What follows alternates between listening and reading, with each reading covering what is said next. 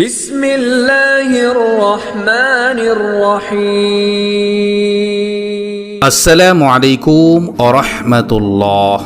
সুপ্রিয় life of জান্নাহ চ্যানেলের দর্শক মণ্ডলী, আশা করি মহান আল্লাহ রাব্বুল আলামিনের অশেষ মেহেরবানি ও দয়ায় আপনারা সবাই ভালো আছেন। আল্লাহ সুবহানাহু ওয়া তাআলা যখন কোনো বান্দাকে ভালোবাসেন তখন এই পৃথিবীর বুকে 4টি আলামত প্রকাশিত হয়। অর্থাৎ এই 4টি আলামত বা লক্ষণের মাধ্যমেই আমরা খুব সহজে বলে দিতে পারবো কোন ব্যক্তিকে আল্লাহ তাআলা ভালোবাসেন এবং কোন ব্যক্তিকে আল্লাহ তাআলা ভালোবাসেন না। প্রিয় দর্শক মণ্ডলী, আমাদের আশেপাশে অসংখ্য মানুষ বসবাস করে, কিন্তু আমরা জানি না কোন ব্যক্তিকে আল্লাহ তাআলা ভালোবাসেন এবং কোন ব্যক্তিকে আল্লাহ তাআলা ভালোবাসেন না। আজকের ভিডিওটি শেষ পর্যন্ত দেখলে ইনশাআল্লাহ আপনি খুব সহজেই বলে দিতে পারবেন যে এই ব্যক্তিটাকে মহান আল্লাহ তাআলা খুব ভালোবাসেন। প্রিয় দর্শক, আজকের ভিডিওটি অত্যন্ত গুরুত্বপূর্ণ, তাই ভিডিওটি শেষ পর্যন্ত দেখার অনুরোধ করছি। তাহলে চলুন মূল ভিডিওতে ফিরে যাওয়া যাক। আল্লাহ তাআলা মানুষকে আশরাফুল মখলুকাত হিসাবে সৃষ্টি করে তার ভালোবাসার প্রমাণ দিয়েছেন। সকল বান্দার প্রতি তার দয়া অফুরন্ত। গুনাহগার বান্দাকে তিনি ক্ষমা করতে ভালোবাসেন, আবার কোনো বান্দাকে তিনি খুব বেশি ভালোবাসেন আমল ও তাকওয়ার কারণে।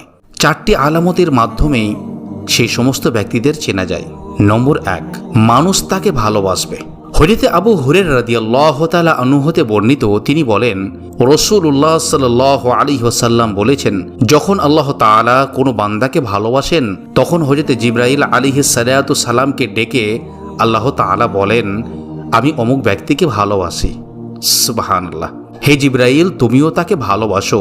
রাবি বলেন, অর্থাৎ এই হাদিস বর্ণনাকারী বলেন, অতঃপর জিবরাইল আলাইহিস সালাতু সালামও সেই ব্যক্তিকে ভালোবাসতে থাকেন এবং আকাশে ঘোষণা করে দেন যে আল্লাহ তাআলা অমুক ব্যক্তিকে ভালোবাসেন, তোমরাও তাকে ভালোবাসো।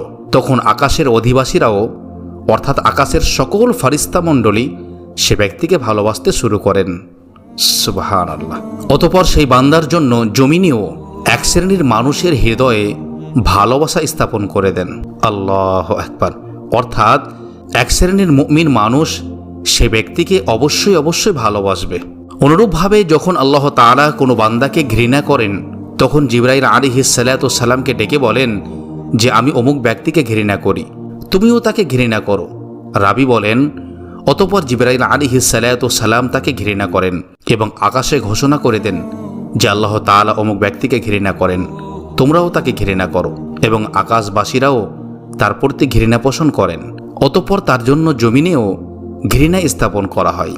মিসকাত, মুসলিম, সহিউল জামে ও আহমদ শরীফের হাদিস।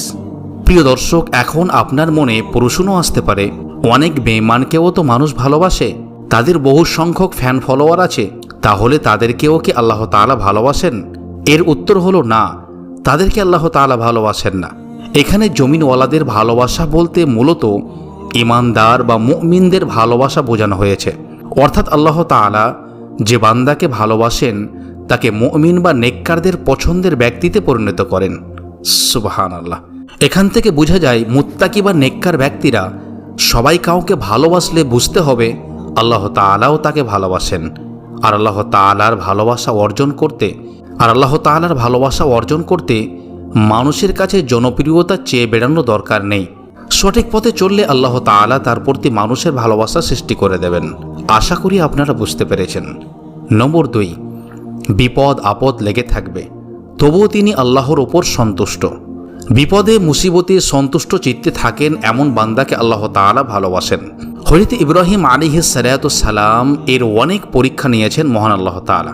পবিত্র কোরআনের কোথাও বলা হয়নি যে আল্লাহ তাআলা ফেরাউন কিংবা নমরুদের পরীক্ষা নিয়েছেন, বরং তিনি তার ভালোবাসার বান্দাদের পরীক্ষা নিয়ে থাকেন। তাই বহু ঈমানদারদের জীবনে দেখবেন দুঃখ, কষ্ট, বিপদ আপদ লেগেই থাকে। এর কারণ ব্যাখ্যা করে রাসূল করিম সাল্লাল্লাহু আলাইহি ওয়াসাল্লাম বলেন, মুমিনদের জন্য দুনিয়া কারাগার সাদৃশ্য ও কাফেরদের জন্য জান্নাত সাদৃশ্য। মুসলিম শরীফের হাদিস। সুবহানাল্লাহ।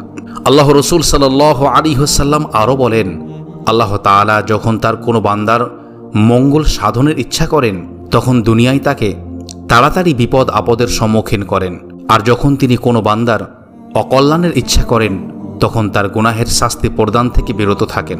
অবশেষে কিয়ামতের দিন তাকে এর পরিপূর্ণ শাস্তি প্রদান করেন।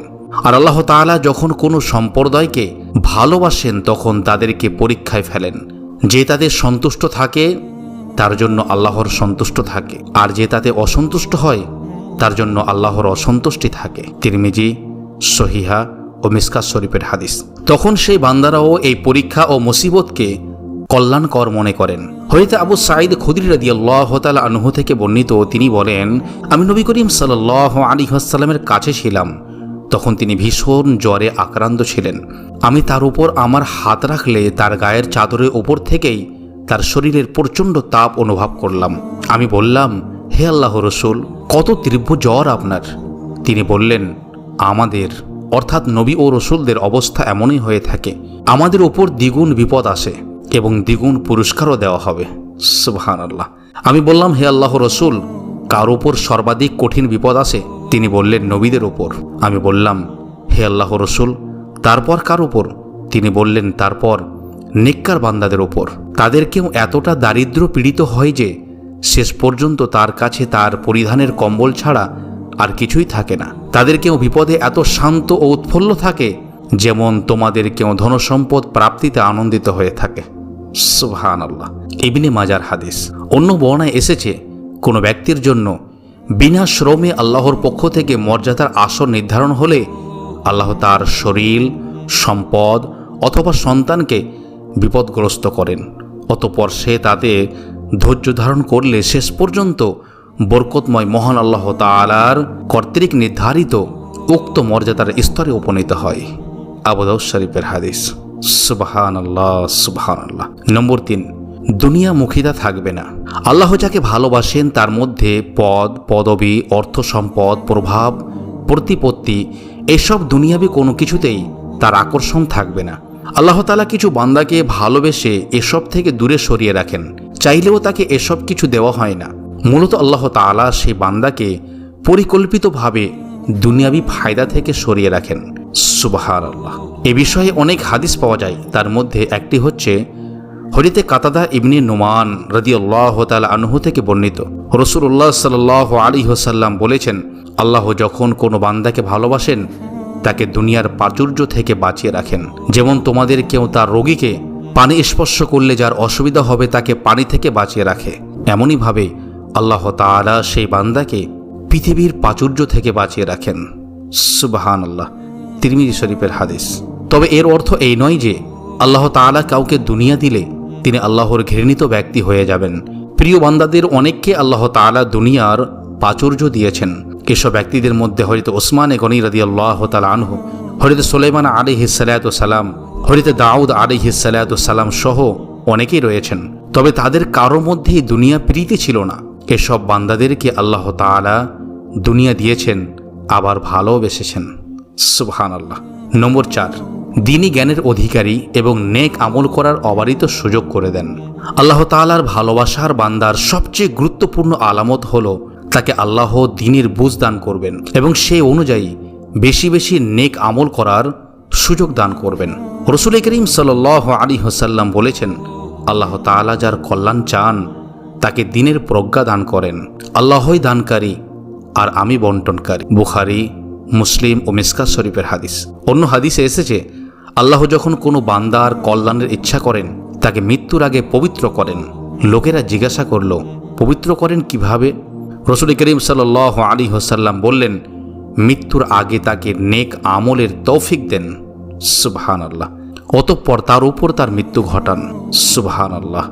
সহিহুল জামের হাদিস। হযরত আনাস রাদিয়াল্লাহু তাআলা আনহু হতে বর্ণিত অপর হাদিসে রাসূলুল্লাহ সাল্লাল্লাহু আলাইহি ওয়াসাল্লাম বলেছেন, আল্লাহ তাআলা যখন তার বান্দা সম্পর্কে কল্যাণের ইচ্ছা করেন তখন তাকে আমল করতে দেন। বলা হলো, হে আল্লাহ রসুল, কিভাবে তিনি আমল করতে দেন? তিনি বলেন, মৃত্যুর আগে তিনি তাকে নেক আমলের তৌফিক দান করেন। সুবহানাল্লাহ। তিরমিজি ও মিসকাত শরীফের হাদিস। অন্যত্র ইরশাদ হয়েছে, আল্লাহ যখন কোনো বান্দার কল্যাণ চান তখন সে বান্দাকে সুমিষ্ট করেন। সাহাবীরা জিজ্ঞাসা করলেন, ইয়া রাসূলুল্লাহ, সুমিষ্ট কি? তিনি বললেন, মৃত্যুর আগে ভালো কাজ তার জন্য উন্মুক্ত করে দেন। আল্লাহু আকবার।